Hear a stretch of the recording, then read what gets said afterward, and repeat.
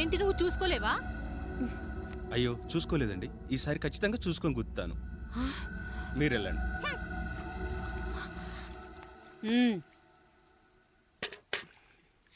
చూడమ్మా, నువ్వు మా కూతురవ్వడానికి ముందే రాయుడు మాకు దేవుడు, ఆయన కుటుంబం మనకు దేవాలయం. వాళ్ళు కొట్టినా తిట్టినా మనం అరవకూడదమ్మా.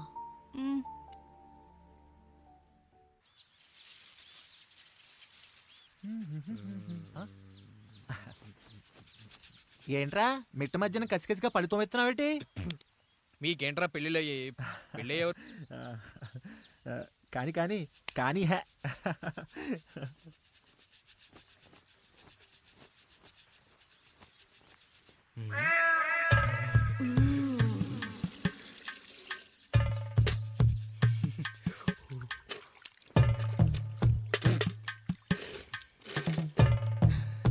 ఏంటండి?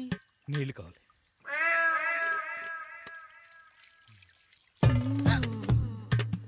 ఆయన కుటుంబం మనకు దేవాలయం.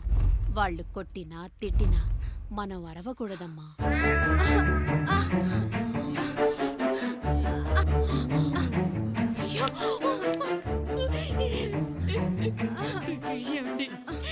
ఏదో ఒకటి చెయ్యండి మీరు.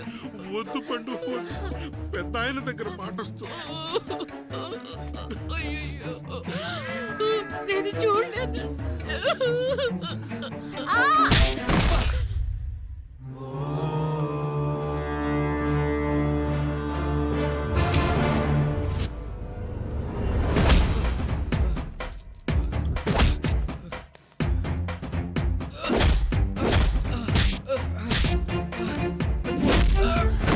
అయ్యో అనియా అనియా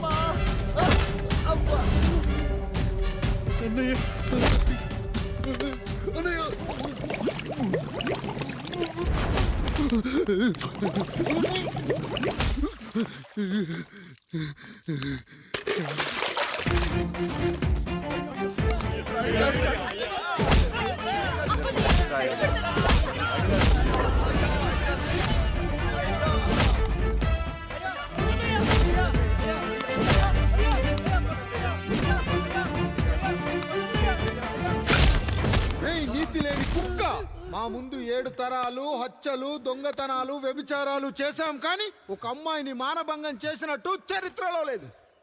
ఈ వంశంలో మొట్టమొదటిసారి ఎవ్వరూ చేయని పని నువ్వు చేసి గొప్పోడివైపోతే మేమంతా చూస్తూ ఊరుకుంటామనుకున్నావా?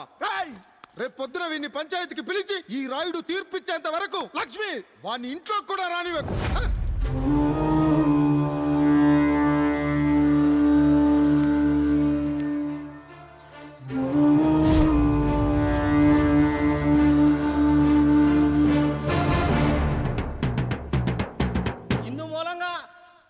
తెలియజేయడం ఏమనగా పెదరాయుడు గారి కుమారుడు ఆయన తన ఇంట్లో పనిచేసే కాముడు కూతురుపై మానభంగ ప్రయత్నం చేసినందున రచ్చబండ దగ్గర తీర్మానం చేయబడింది.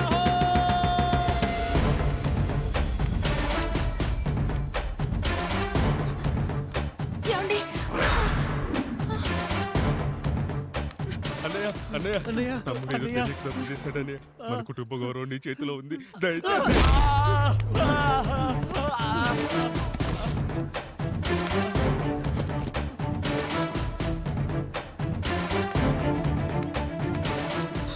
అయ్యా అయ్యా, తీర్పిచ్చే ముందు ఒక్కసారి ఆలోచించండి అయ్యా. ఎంతైనా మనింటి బిడ్డయ్యా. అవునయ్యా, అన్యాయం జరిగింది మా బిడ్డకి. చిన్నబాబు ఏదో చిన్న తప్పు చేశాడని. మనుషుల్లో 2 రకాలు, ఒకడు రోడ్డు మీద వెళ్తూ పొరపాటున పేడను తొక్కింది పేడ అని తెలుసుకొని నీటుగా వెళ్లి కడుక్కుంటాడు, వాడు ఉత్తముడు. ఇంకొకడు అదే పేడను తొక్కి రోడంతా బరబరా గీసి పరిసరాలను అపవిత్రం చేసి అప్పుడెళ్ళి కడుక్కుంటాడు. అలాంటి నీచుడు నా కొడుకు. నేను మూడో రకం. తొక్కింది పేడ అని తెలిసి కూడా దాని వేలుతో తీసుకొని ముక్కుతో వాసన చూసి ఆ దుర్వాసన భరించి కడగాల్సింది చెప్పు కాదు, కడగాల్సింది పేడ అని తీర్పిచ్చేవాడే ఈ రాయుడు.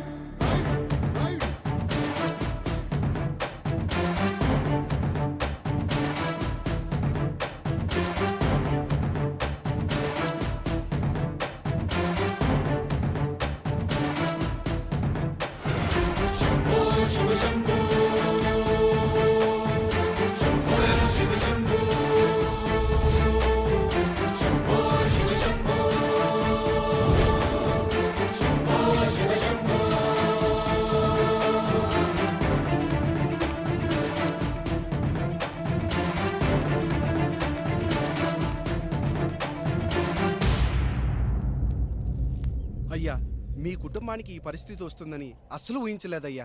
పచ్చటి పుచ్చకాయలో పుచ్చుంటుందేమో గాని పచ్చని మీ సంసారంలో ఇలా మీ తమ్ముడు గారు కొన్ని తరాలుగా మా వంశం ఈ ఊరిని పరిపాలిస్తుంది.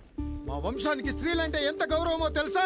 ఆడవాళ్ళు వంటింటి కుందేళ్లు కాకూడదని మా ముత్తాత గారు పెళ్లి కూడా చేసుకోలేదు. మా తండ్రి గారు పాపారాయుడు ఎవడో ఒకడు ఒక స్త్రీని మోసం చేసి కడుపు చేస్తే ఆ కథ విని ఆ పుట్టిన పిల్లాన్ని ఆ మోసగాడికి ఇచ్చేసి ఆమెను పెళ్లి చేసుకుని ఆమెకు కొత్త జీవితాన్ని ఇచ్చాడు. నేను కూడా నా వంతు సహాయంగా కొంతమంది స్త్రీమూర్తులను పెళ్లి చేసుకొని వాళ్లకు జీవితాన్ని ఇవ్వాలనుకున్నా. అలాంటిది నా వంశంలో ఇలాంటి చీడ పురుగు పుట్టాడు.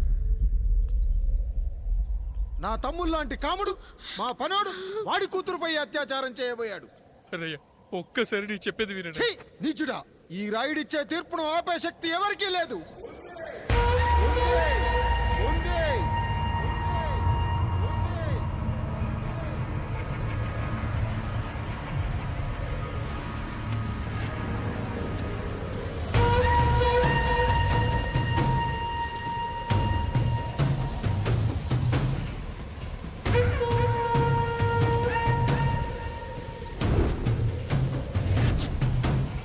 గుర్తుపట్టావా పెదరాయుడు?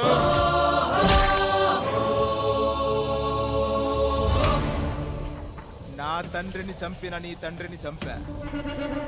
ఇప్పుడు ఆయన కొడుకుగా నీ అంతు చూడటానికి వచ్చాను. ఊరికి నీతులు చెప్పే నీ భాగవతం బయట పెట్టడానికి ఏ శక్తి నిన్ను ఆపబోతుందో చూపెట్టడానికి అసలు సిసలైన మగాడు అడుగు పెట్టబోతున్నాడు.